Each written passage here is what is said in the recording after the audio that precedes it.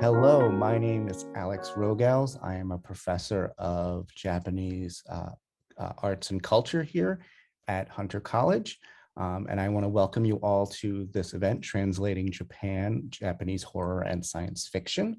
I imagine you're all here because, like me, you are a lover of horror, Japanese horror and science fiction. This program is generously supported by the Japan Foundation of New York, and we are thrilled that they have supported us in this ongoing initiative. I would like to introduce everyone to our very, very distinguished guests for the evening. First is Jocelyne Allen, who teaches translation at the University of Toronto. She's a prolific translator of hundreds of manga, books, and short stories. She's the translator of much of Japanese horror manga's most, or arguably most recognizable international figure, Junji Ito, having translated such collections as Venus in the Blind Spot, Shiver, Smashed, and the Eisner Award-winning Remina.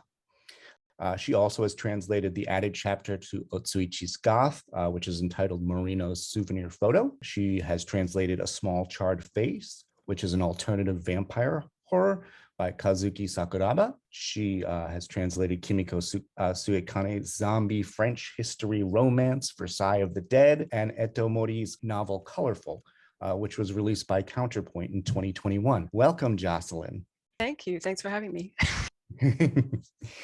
Next up is Takami Nieda, who teaches writing and literature at Seattle Central College, and whose translations include Asa Nonami's Body, Hideyuki Kikuchi's Dark Wars, The Tale of Meiji Dracula, Sayuri Ueda's The Cage of Zeus, Hiroshi Yamamoto's Stories of Ibis, and Kazuki Kaneshiro's Go. Her translation of Go won the Freeman Book Award in 2019. Earlier this month, her translation of Chesil's The Color of the Sky is the Shape of the Heart was released by Soho Books.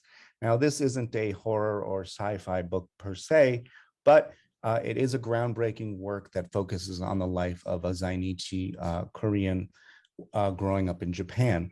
And it's drawn from Chesil's personal experiences. So it is definitely worth checking out. Welcome, Takami. Hello, everybody. And our final panelist is Dr. Stephen Snyder, who is the Dean of Language of the Language Schools at Middlebury College, Vice President for Academic Affairs, a Kawashima Professor of Japanese Studies, and of course, a translator. Some of his works include Ryu Murakami's Coin Locker Babies, Kanae Minato's Confessions, and Natsuo Kirino's Out. He has translated novels by Kenzaburo Oe, Kafu Nagai, and many of Yoko Ogawa's novels, including Revenge and The Diving Pool, which won the Shirley Jackson Award in the category of collection in 2008. Most recently, his translation of Ogawa's The Memory Police was awarded the American Book Award in 2020. So welcome, Steve. Thank you so much. I was hoping that we could start today's discussion just by with the simple question of how did you get into translating Japanese manga / fiction? What brought you here? Jocelyne, if you want to. All right, I always have to go first. The curse of having an A in your last name. I came to translating literature and manga kind of a backdoor roundabout way. I started out working as a commercial translator, and I used to work for Honda of all places. So if you want to know about diesel particulate filters, I'm your girl. But then I started translating manga and novels, and that's basically all I do now. So most of my work is manga, but I translate a lot of light novels, which I think are an interesting gap place. Like they occupy an interesting space in this genre discussion, because a lot of light novels are science fiction and horror, but they're not considered novel novels. So they sort of fall in the cracks when we talk about genre stuff like this. But yeah, like you said, I now translate everything by Junji Ito, which is fun and scary, I guess. I have weird nightmares and weird things pop into my head sometimes from working on this stuff. But yeah, that's basically how I got here. I'm definitely not, I didn't study translation and go to university and do all that stuff. So I think I have a different perspective. I don't know, but anyways, that's my story. How did you get involved specifically with Japanese translation? Like, what did you go to Japan? Did you Oh yeah, I forgot that part. Yeah. I actually studied mathematics at university. So I studied pure mathematics, which is extremely useless in real world terms. So I had the opportunity to go to Japan, and I was like, sure, I can't get a job in Canada. I might as well see what awaits me in Japan. And once I was there, I lived in Akita, in a very small town in northern Japan, and no one spoke English, so it's sort of do or die kind of situation. So I learned Japanese, and then I just kind of fell into translation because I've always loved languages. Like Japanese is my fifth or sixth language, I think. So it just seemed like a logical extension, especially because, I mean, not to get all math nerd, but like mathematics is a language, but there's no, as it were, Rosetta Stone. You just have to. So there's a lot of stuff that's very similar between mathematics and language and translation that I really, I don't know, stuck with me for some reason. So with all my Japanese, I was like, I guess I could translate. That would be cool. And it turns out it is cool. Do you translate things from Japanese into the other languages you speak as well, or just into English? Just into English. I'm a firm believer in that whole translate into your native or your strongest language. And English is definitely my strongest language. So Great, thank you. Let's now go to Takami. How did you come to the world of translation? Well, I am actually a bit of a late bloomer. I mean, I didn't really start translating or try to start translating until maybe about 2008. So I haven't been at this very, very long. I've actually been a teacher of 23 years. So I've been teaching for a lot longer than I have been translator. My degrees at university are all in English literature and comp and rhetoric. And so I have that background, which I suppose is absolutely useful to be a good sort of critical and close reader of things. But there was a time when I kind of fell out of love of academia. And so I decided I was going to take a bit of a break. And I went off to try and write my great American novel. And that didn't, I wrote it, but nothing really kind of came out of it. And I tried to sort of find a way, if there was a way that I can actually just write, just be any kind of writer to earn a living. And I tried translation for a little bit. And some of my first works were in manga, which I absolutely loved. And those were really lovely experiences. And then after that, I broke in with Haikasoru, which is the science fiction imprint at Viz Media. And so for the first 4, 5, 6 years, I was mostly doing science fiction and fantasy that Viz Media were acquiring and wanting to translate into English, and which was a rare thrill. So I really kind of cut my teeth in science fiction and fantasy. Having said that, I haven't really revisited that genre in a very long time. So, for this panel, I mean, it was really quite a thrill to actually kind of revisit some of those things that I'd written all of those many years ago. And some things I can't look at, and some things, it was like, they hold up quite well. But yeah, that's kind of how I got into translation. So can't look at because you don't feel like you feel like you could have done a better job, or can't look at because it's too real? Both. Yeah. Did you already have an interest in science fiction or Japanese science fiction before you were asked to translate it, or was it something new to you? When I was a teen, I was a voracious reader of science fiction and fantasy. And so, and I'm sorry, I really haven't kept up with it, but a lot of that was, very helpful when I was trying to translate these things into English. Just as a specific example, those of you who have read that first story from the Stories of Ibis, it's called The Universe on My Hands, and that is just a straight up, sort of stand up of, or actually a pastiche of Star Trek, right? The Star Trek world. And so, having kind of grown up watching, Star Trek Next Generation and Voyager and Deep Space Nine, I mean, it was really a little bit shocking and a little bit creepy that I actually had all that lingo down. Like I had I had, away team, and I had words like impulse drive already, in my head. And so that was like a real fun time to really just translate that particular story. Thank you very much. All right, so Steve, tell us, how did you come to be a translator? What got you started? Well, this story goes back to the Dark Ages by comparison. I'm definitely a Kirk era guy. But I have to say that it probably is a story that would be fairly familiar to my generation, but maybe is less familiar now because we have so many wonderful people who are entering translation as a profession or as a full-time avocation. I was an academic. I studied English literature and French as an undergraduate, but switched fields and started working on a Japanese literature PhD. And just as I was about to start my dissertation research, my major professor, Edwin McClellan, who was a great translator in his own right, was asked to do a novel by Kodansha International. And it was something he wasn't interested in. And he knew that I had worked for Kodansha. Actually, I'd worked as an editor and translator of cookbooks for them before I started my academic career. And he passed this novel on to me, and I agreed to do it. Although I did ask him whether he thought this would interfere with my dissertation research and whether he was really just sidetracking my academic career. And he said, no, you can do both. So I translated this novel, and it had the beginner's luck to win the US-Japan Friendship Commission Translation Prize. And I realized that more people read that translation than would ever read all of my academic works together. And that's probably true by many, many factors. And so I continued my academic career and went ahead and did the research, but I also started translating, and basically have always been translating some novels since then. At what point were you either learning Japanese or were you speaking Japanese?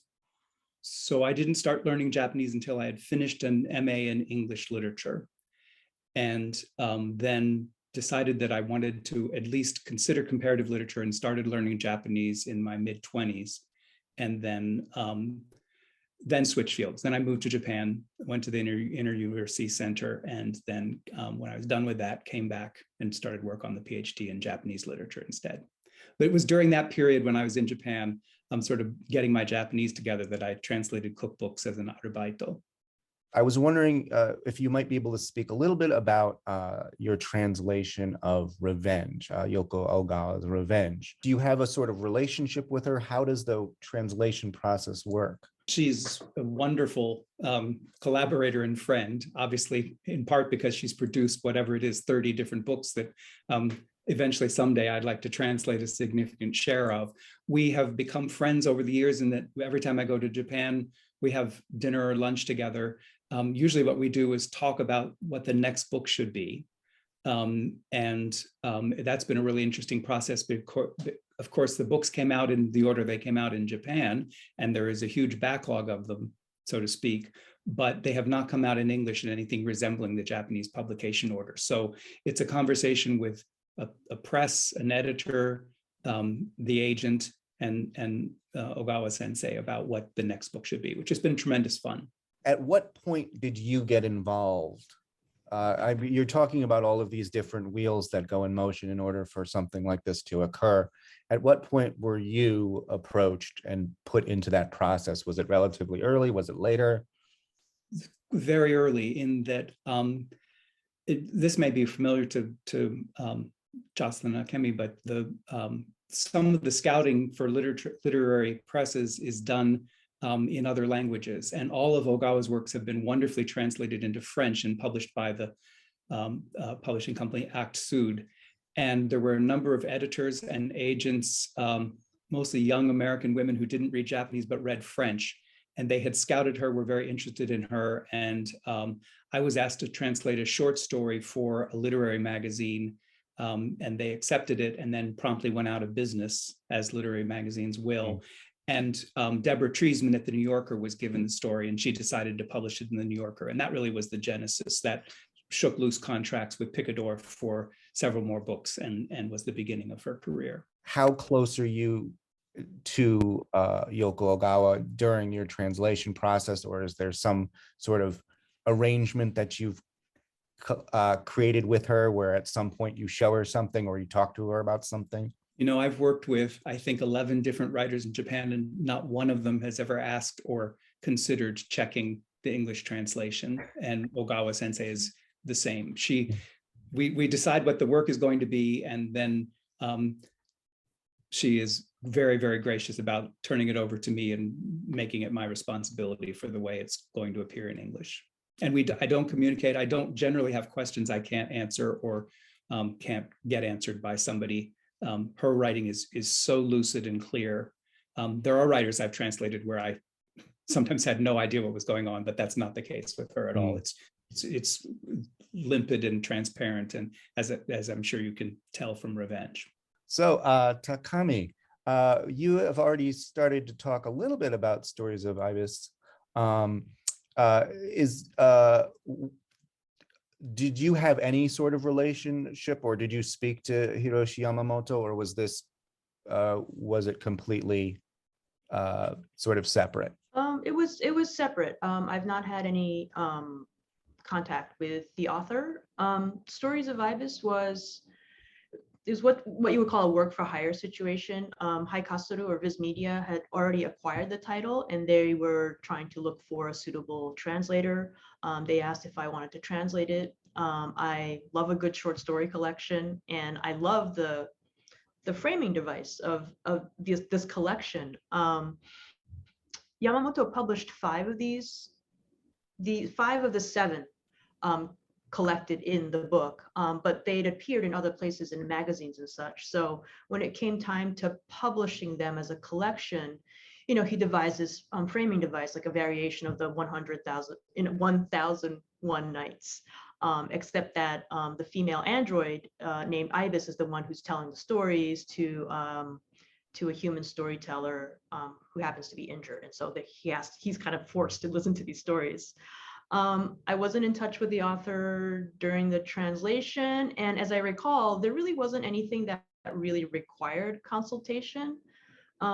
It was pretty much all there on the page, and the book itself the science part of it isn't very hard science. At least nothing that you can actually, I could find stuff, to kind of help explain the science online with some good research. So it was really just about setting the right tone and getting the atmospheric language down, which obviously are sort of really important aspects to world building and making that world seem plausible.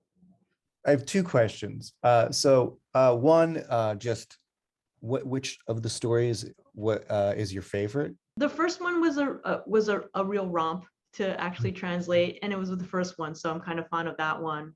The Day Shion Came is a really great story about an android who is learning to become a caretaker for humans, and there's just some really interesting observations and conversations around what it means to be a caregiver, and a lot of that has to do, there's a lot of interesting sort of things that you can mine there about gender, right? What a caregiver is, right? And gender. And but it's a really sweet story. And part of the thing that I really, really find charming about this whole collection is how pro machine, pro android, pro science it is.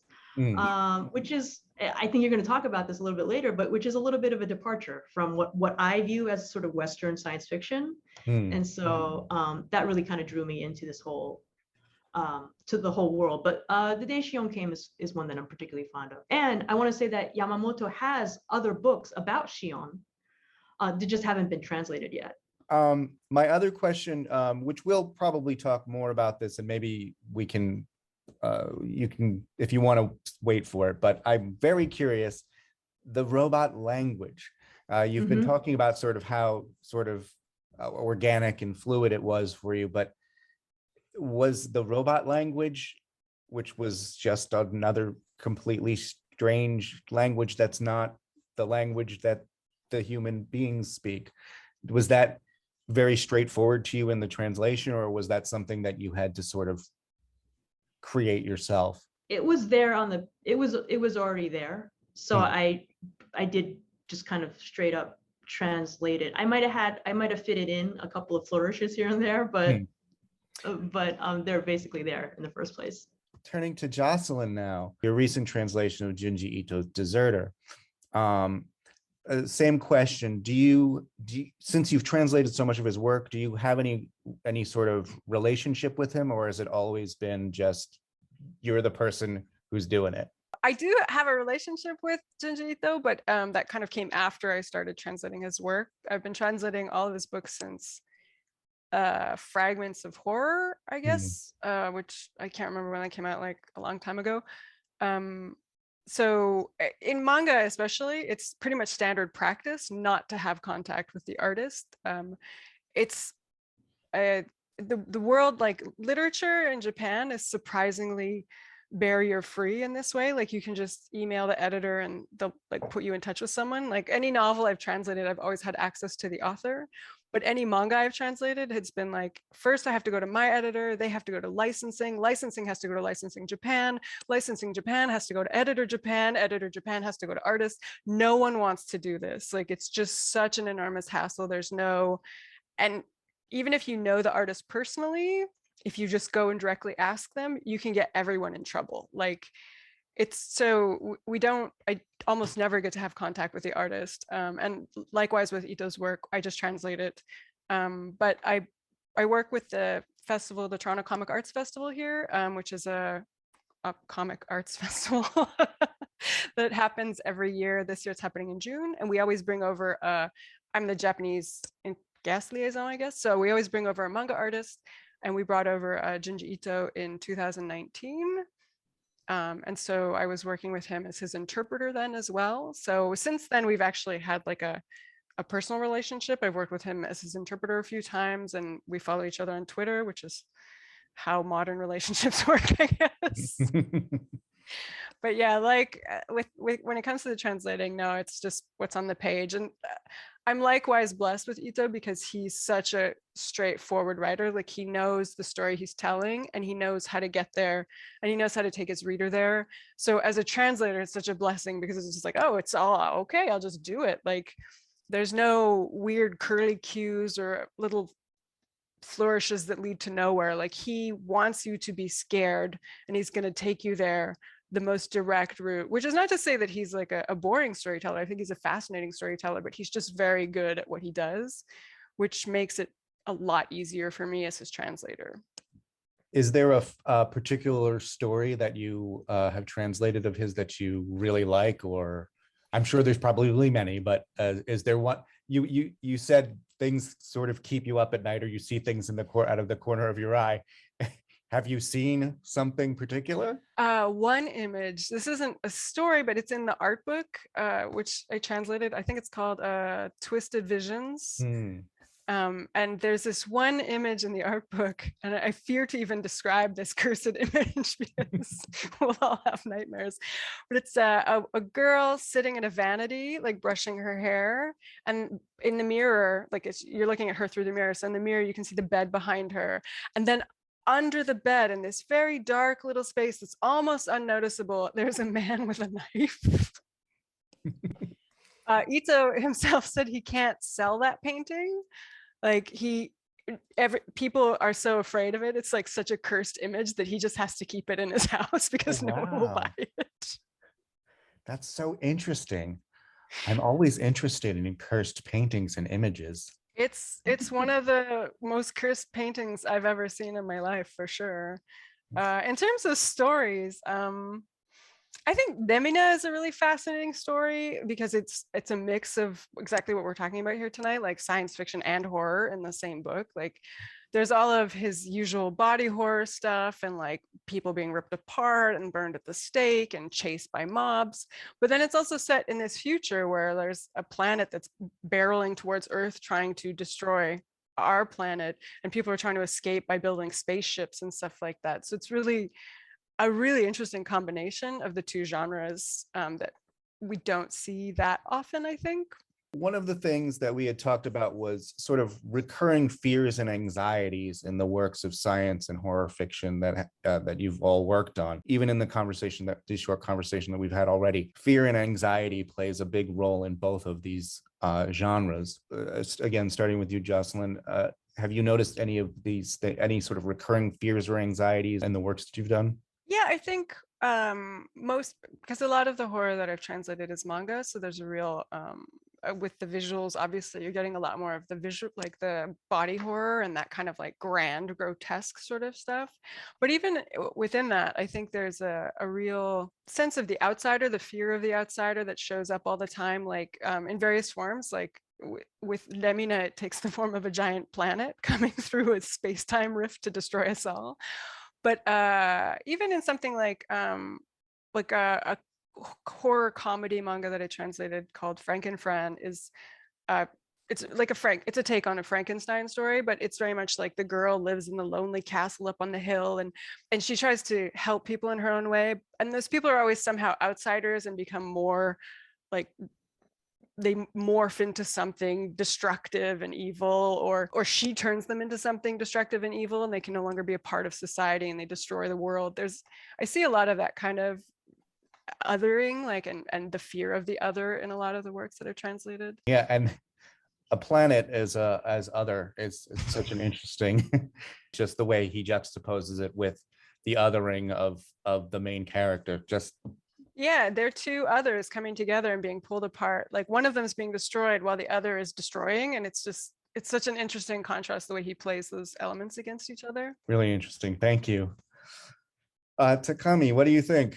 Any fears, anxieties that you noticed? Well, I was thinking about this question in terms a little bit more in terms of science fiction, and maybe some of these are very broad strokes that I'm painting with, but the differences, right, between like how I imagine Western science fiction versus Japanese science fiction. And as I said previously, again, I mean, this collection of stories is very positive in terms of its portrayal of machines and androids and robots. Whereas, my sort of very stereotypical notion of Western science fictions tend to be, they're characterized as sort of antagonistic existence, kind of coming over to take over the world, very much that sort of War of the Worlds, sort of idea. I feel like with these stories, Yamamoto kind of plays with that sort of stereotype, right? Or that common a theme, androids, machines as threat. And he kind of plays with it. And in his world, his world, only the male storyteller who's captured, he's the only one who believes machines to be a threat at all, right? And everybody else is sort of, hey, we're here about, we want to coexist and we want to live together peacefully. And I guess, I mean, Japanese science fiction does kind of have like a long tradition of exploring that idea of, AI and humans kind of like coexisting or being supportive of each other in the same world. I'm thinking about things like, Astro Boy, like Tetsuwan Atomu, or even Doraemon, which is rather recent, but I thought it was kind of interesting and playful the way Yamamoto kind of like pushed back against that sort of notion of a machine as threat. So Steve, what sort of fears or anxieties do you sort of see in the work that you've translated? My personal anxieties or the anxiety? Maybe it's both. No. I would say that Ogawa, and I'll tell you that Revenge was not, I think, in Ogawa's mind, a horror work in any way, shape, or form. And it was really Picador, after having done 2 other works by her, that decided that horror was a growth market in the US, and decided to stage it as a horror novel. And the slasher font on the cover and the way that they did the blurbs on the cover very much pushed it in that direction. But I don't think the novel or the short story collection is fundamentally meant to fit neatly into that genre. What I would say is that Ogawa, for me, and she says this explicitly herself, comes very much out of the Murakami Haruki school.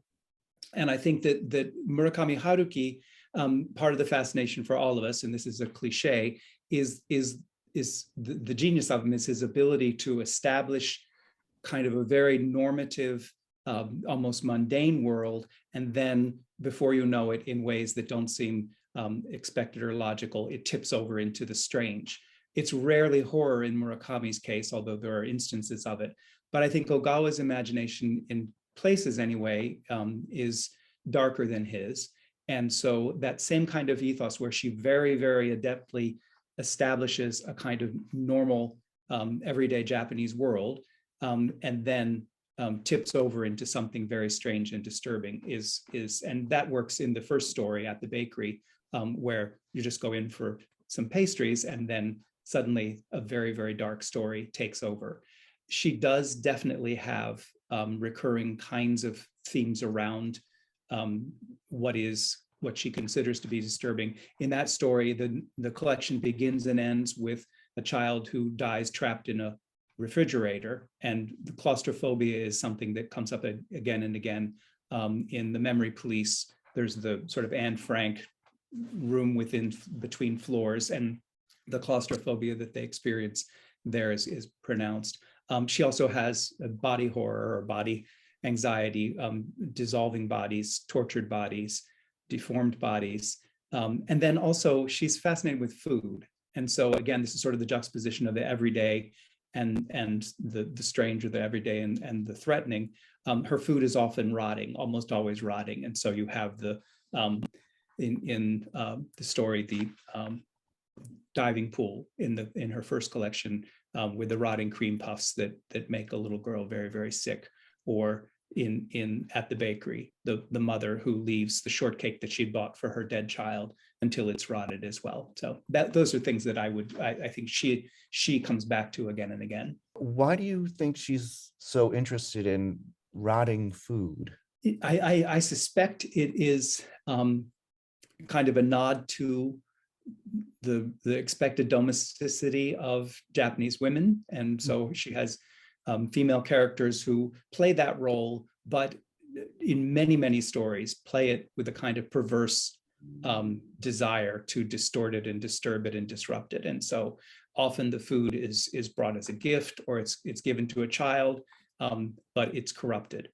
Mm-hmm. And her Akutagawa Prize winning story, Pregnancy Diary, Ninshin Karanda, has grapefruits that have been imported from the United States, but apparently contain a chemical that will dissolve the fetus of this narrator's sister, who is gestating a baby. And so the sister decides to make endless amounts of grapefruit marmalade and feed them to her sister. I mean, this is sort of typical Ogawa trope. It's so interesting that you say, oh, well, she wouldn't consider this stuff horror, but just the things you're talking about, they're pretty horrific.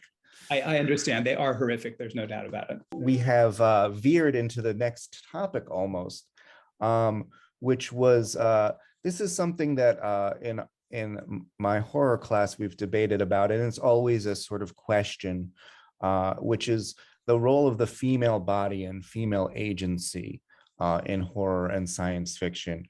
We have Miss Fuji, the model with the shark teeth, and Junji Ito from Kazuome's Orochi, and this very mystical and strange woman, Ibis herself, who Yamamoto very clearly makes it very clear at the very beginning that she looks like a woman. And as you have been talking about, Steve, the relationship between bodies and food.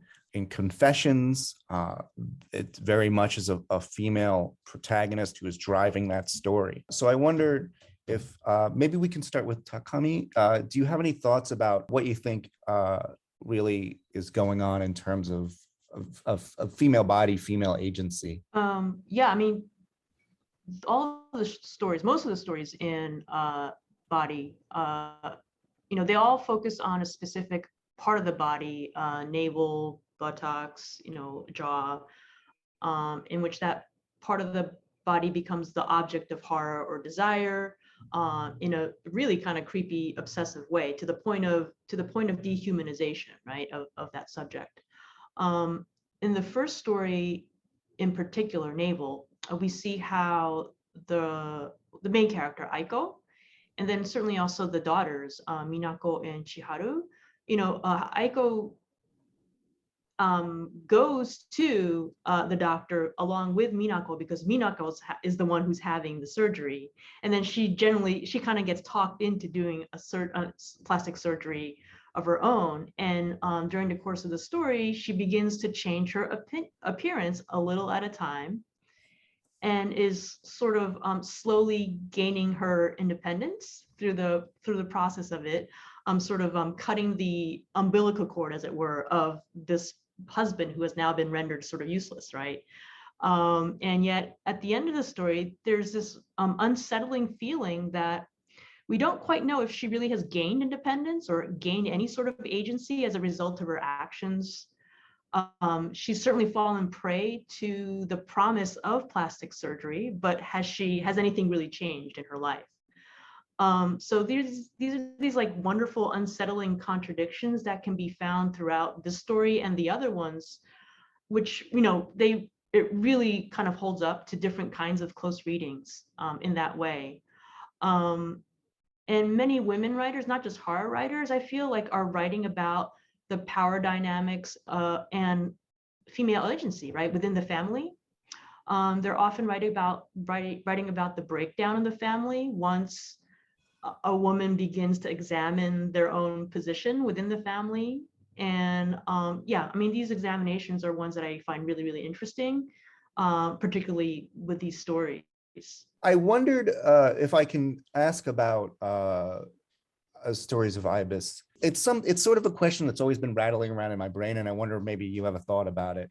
It's just they sexualize Ibis right from the beginning, but that sort of goes away almost as soon as it's brought up. Why do you think Yamamoto chose to do that? I mean, I think there's like two different ways of kind of looking at that. I mean, I can very much imagine him, and again, I don't want to put words in the author's mouth, but it could just have been a fun thing, right? It's kind of what we do when we role play or take on different identities in virtual worlds, or that's what we do. We kind of take on somebody else, right? And that might be just the author kind of having fun with, a different character other than himself. But also, Ibis very early on in the novel says, these eyes that I have, these actually serve no functional purpose. My eyes are really over here. Yeah. Or these breasts, they don't no functional purpose. They're just there. And it seems like Yamamoto's doing a little bit of, playful kind of commentary about, like, sometimes these things, these trappings of whatever women are, tend to be there to provide comfort to humans in particular, and men in particular, right, who are easily threatened. And then also, the day Shion came, that also, right, has the caregiver, right, who is a female android, right? The pronouns are she. And oftentimes we see in that story, what it means for Shion to become a better caregiver is oftentimes equated to being taught to being what a woman is, right?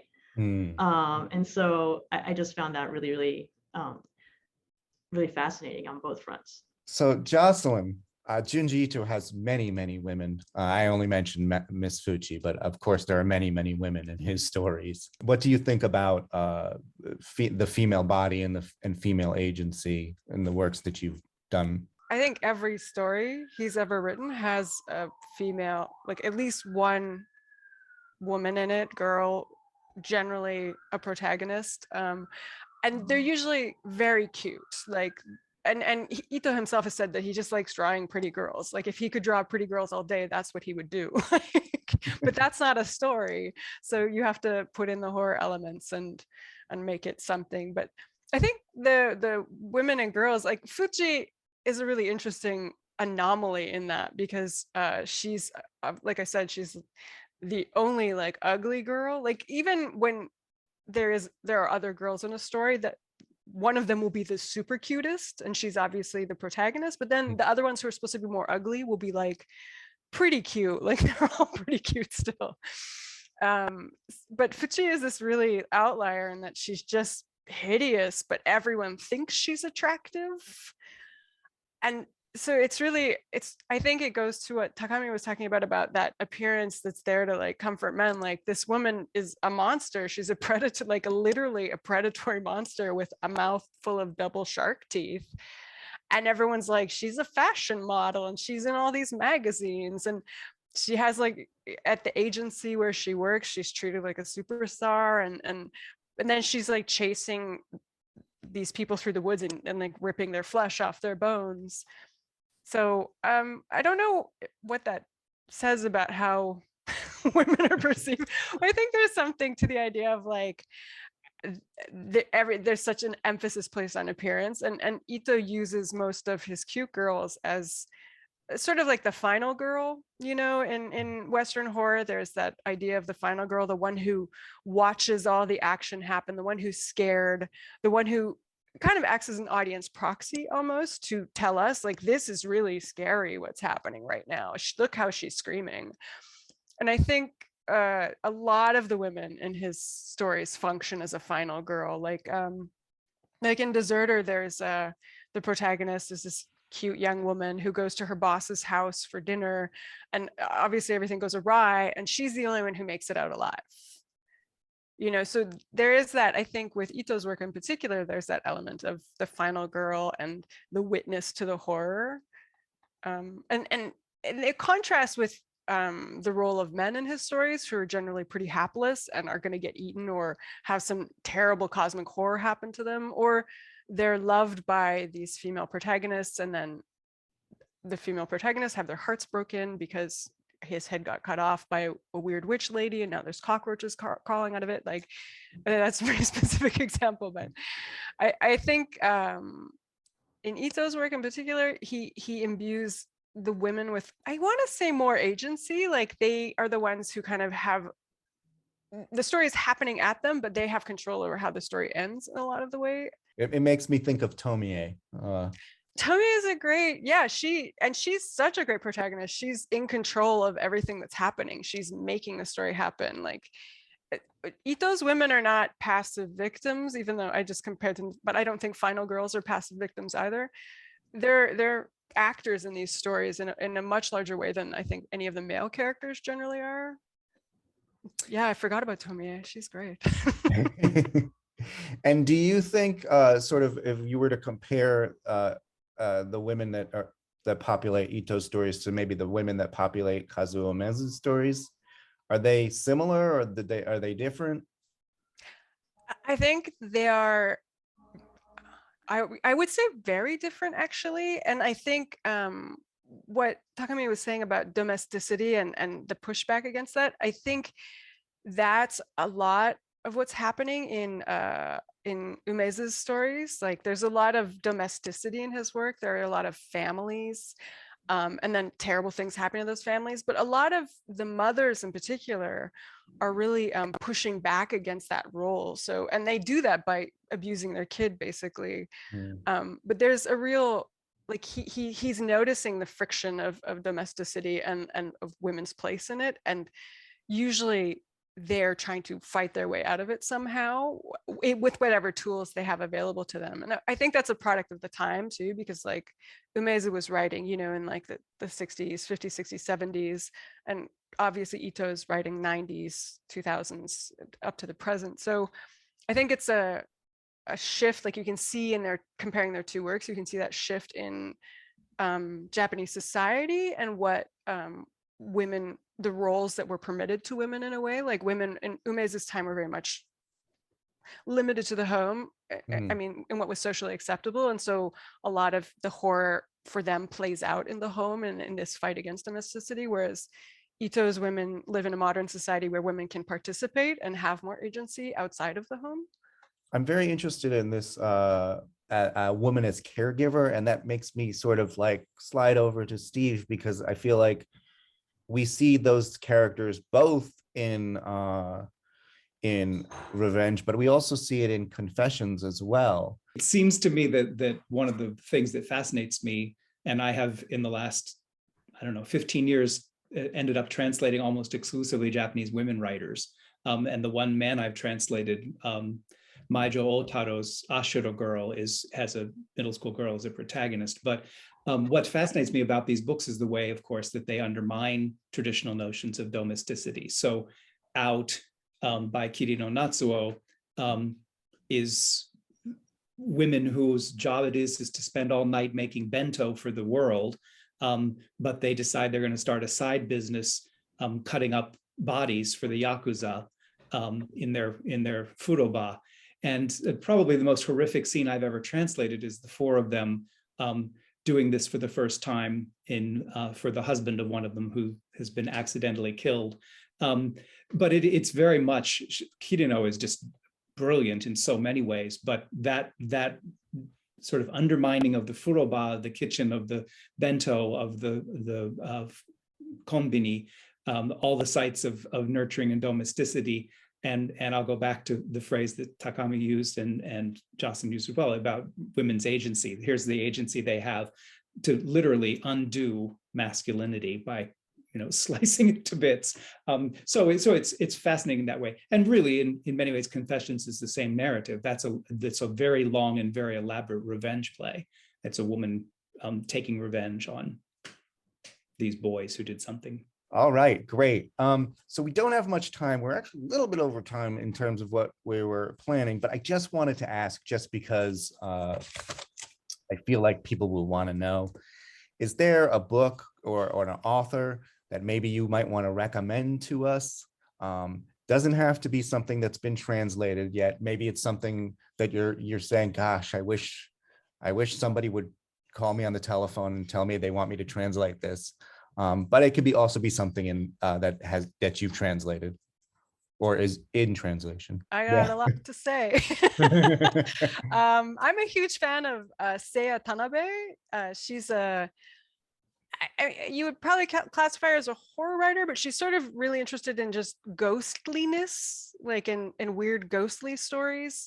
So she has a really meandering kind of like interest in like urban legends, and she actually just recently put out a book of like Osaka urban legends, which she just gathered like a folklorist and went around and talked to people in Osaka and got them to tell their weird stories about ghosts and like supermarkets and stuff. But she writes fiction as well, and her fiction is very much that, just curious about weird spiritual spooky stuff. And it's just, she has a really great voice that's like evokes that mood of like something's in the walls, but also is kind of detached and cool at the same time. I'm just a huge fan of her work, and I think she should be in translation. All right, good to know. Steve, go for it. My total dearth of knowledge in this field means that I won't be able to recommend a thing from horror science fiction. There's a novel I always mention when this question is asked, and it's Nakagami Kenji's Kareki Nada. One of the great classics of sort of late 20th century fiction. And of course, Nakagami died way too young. We would hopefully have had many, many more great works by him, but this is, in some people's estimation, his masterpiece, and I don't believe it's found an English translation worthy of the name. So that would be the thing. If you can read it in Japanese, do. If you're an aspiring translator, get your skills up and translate it. Thank you. And finally, Takami. Gosh, I feel like Haikasoru is no longer publishing science fiction, Japanese science fiction, which is, it's created this huge sort of hole in Japanese fiction and translation. So any sort of science fiction that could be translated, I think that'd be fantastic. I've not read this book, but I hear it's really fantastic. There is a book called Terminal Boredom by Izumi Suzuki, a science fiction writer who I guess was more active in the 70s and 80s in Japan, and her stories explore themes of like gender and queerness. And I hear it's pretty fantastic. And if you're just kind of looking for a good source for like translated science fiction in general, I would recommend, if you can follow Rachel Cordasco on Twitter. Yeah, because her breadth of knowledge about science fiction is immense, really great. She's got a book out by a university press. It's called Out of This World, Speculative Fiction in Translation from the Cold War to the New Millennium. And it's not just Japanese science fiction, it's in all kinds of translated science fiction that she's talking about. So I think there's a really good scholarship from her in that book. So definitely check her out and follow her on Twitter. Thank you. All right, so we are now at the point where we're going to turn to some questions from the audience, and they have already been putting them in. So we'll try and get to as many as we can. So the first question is for Jocelyne. It's Jennifer says, you know other languages. What are they? How'd you learn them?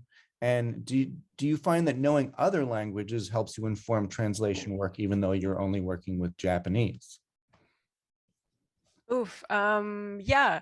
I speak French is my second language, and then I also speak German, Swedish, and like a really terrible Russian now, but it used to be better. I do actually find, like, I find that not necessarily the other languages, but the fact that I've learned other languages, it really has helped me and informed my translation work, because I'm not always thinking of things from the perspective of a native English speaker. Like, I have other points of reference and other styles of writing and other, like, because with each language, the kinds of things, it's not just about the words, right? It's about the kinds of things you think about and focus on and speak about. And so like in Swedish, you talk much more openly about your feelings in a way that we just generally don't, at least in Canada and English. And so we're polite, but we're not thugs, you know. And so I found that perspective to be useful when I'm looking at something like in Japanese. There's that way of expressing your, like, oh, you just tell people like, oh, daisuki da, like, oh, I just love you so much. And it's just having these different points of reference for different emotional spaces has been really helpful in dealing with emotion and that kind of human, the way we think in our human psyches in translating, even if I'm just working from Japanese. Yeah, absolutely. Great, thank you.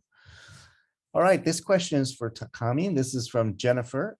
She wants to know,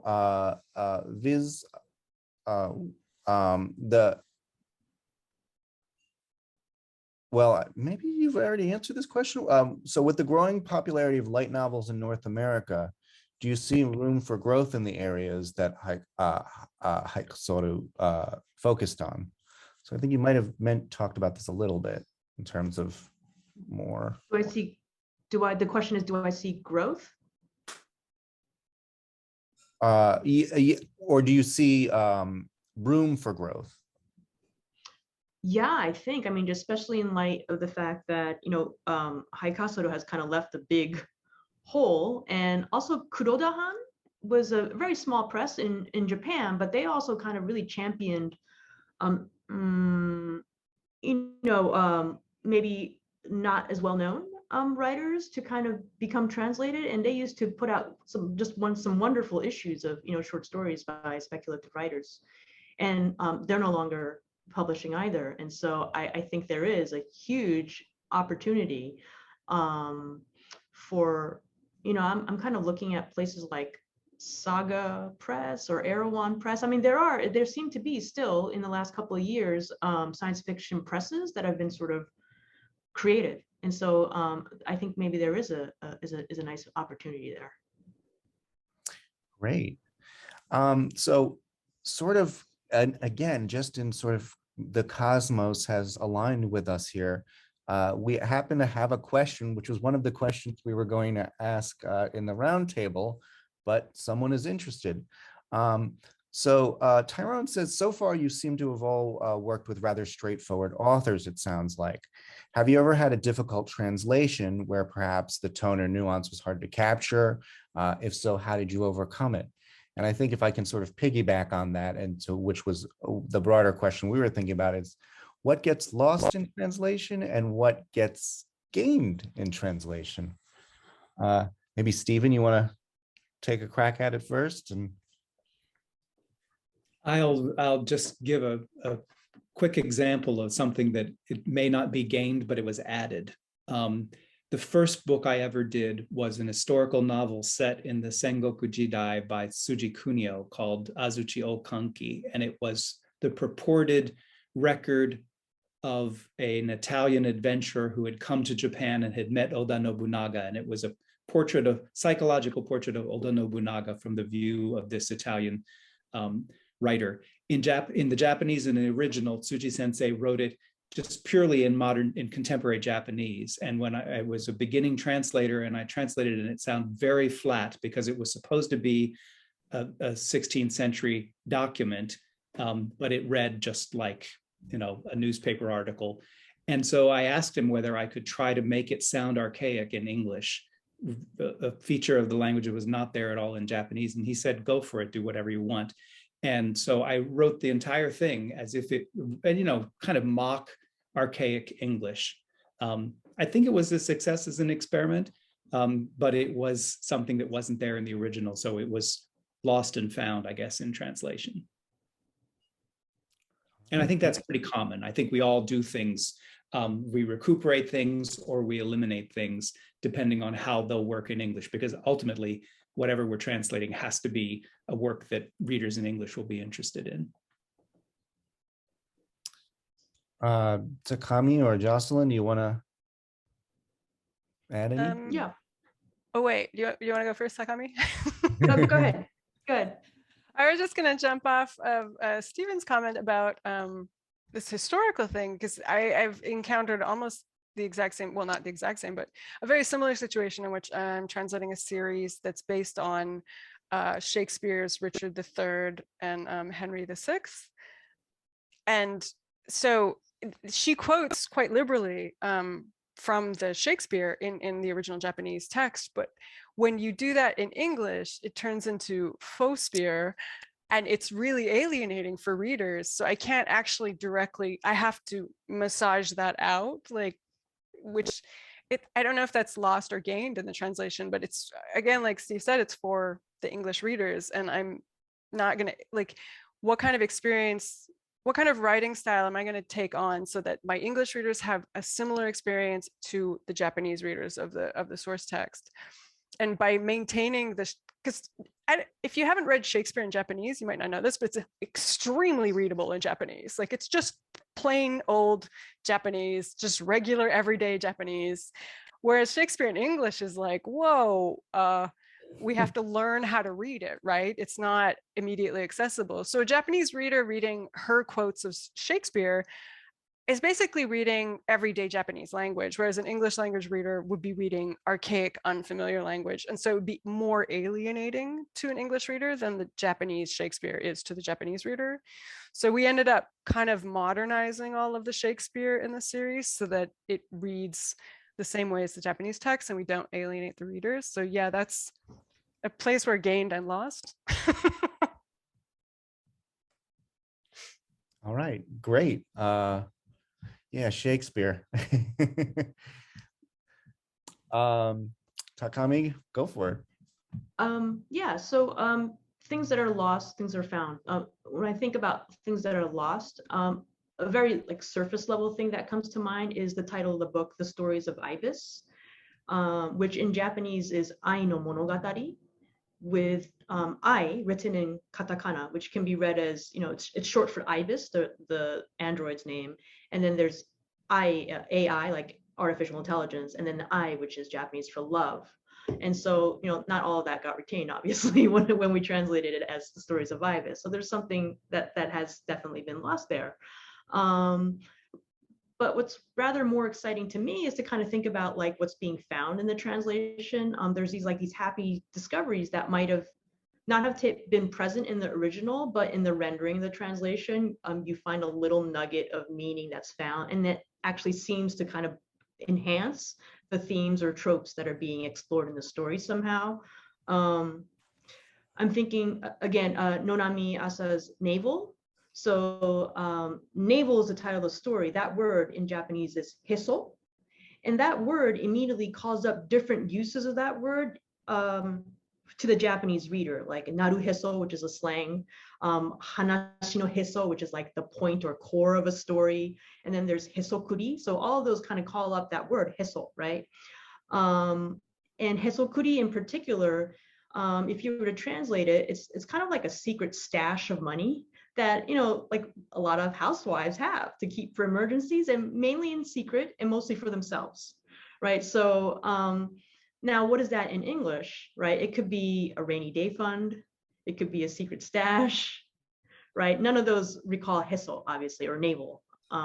But ultimately, I kind of settled on nest egg, right? And you know, that doesn't call back heso or navel in any way, but maybe in a little less on the nose way, nest egg is kind of like a callback to the theme of gender and home, right? And so, you know, those are choices that as a translator, you're making like dozens and dozens of those types of those choices, a paragraph at a time. And so, yeah, there's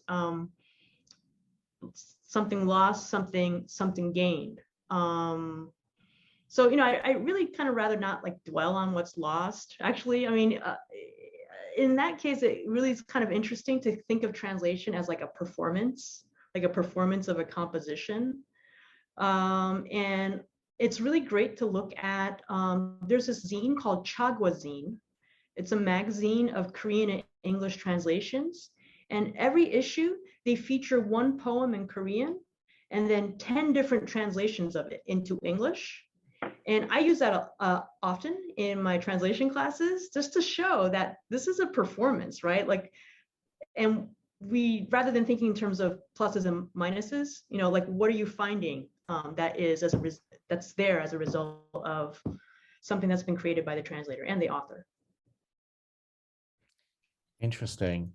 Yeah, that's very interesting that you refer to it as a performance. It's an interesting way to look at it. All right. Looks like maybe we have one more question. Time for one more. This one is from Brendan. He asks, how do you approach onomatopoeia, since Japanese tends to be more onomatopoeic than English, and especially in horror, which is always used to establish tension and atmosphere? Takami, you're ready to go. No, I'm not, because I was actually thinking about that a little bit, because oftentimes there is a lot of onomatopoeia, and oftentimes I'm finding that I take them out and I'm using verbs, right? Because sometimes it sounds a little bit too campy if you've got these sound effects going on, and it sounds a little bit manga-ish, right? It sounds like a manga, which for a manga is absolutely perfect. But when you're writing a novel, a prose, it can seem a little bit distracting. Jocelyne, do you want to talk about in manga? I was like, well, thanks for the perfect seg, Takami.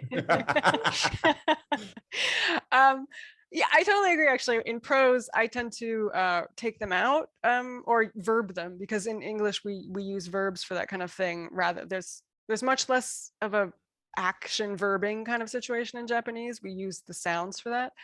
But in manga, the onomatopoeia is part of the art. It's on the page. It's there to be that campy kind of situation. Like, so in that case, yeah, I have a whole file, a glossary of just like tons and tons and tons of different onomatopoeia and how I translate them. And I'm glad I work alone in my home, because I spend a lot of my time just making weird noises and trying to figure out how to spell them. Like, so if it's skin on skin, it's like skirk, kirk, like, just, is that KRK, 2 R's? It would be very embarrassing if I did this work in an office. But yeah, in manga, it's handled totally differently than literature, I think. Stephen, do you want to add anything? No, I don't have anything to add to that. Okay. That's a tour de force of onomatopoeia. All right. Well, I want to thank everyone, each of our panelists today. Thank you so much. It has been so interesting. I wish we had another well, a lifetime. I want to thank everyone for attending today, and I just want to let you know a couple of things. First, Jocelyne Allen has I mentioned in the beginning, but she has the translation of Volume 1 of Kazuo Umezu's Orochi came out this past March, and Volume 2 is going to be released in July of this year. And for you Junji Ito fans, his latest, The Liminal Zone, also translated by Jocelyne, will be released in July. If you are bilingual and interested in taking a Japanese to English translation class with Jocelyne, I believe that link was actually already posted, but please consider doing that. Also, if you are interested in hearing more about Dr. Snyder's work with Yoko Oga, you can actually watch a conversation that he had with the author herself about the book, The Memory Police, via Japan Foundation's literary series. Thank you very much, everyone. I hope you can sleep tonight. And if you can't, pick up a good piece of horror or science fiction and pass the night that way.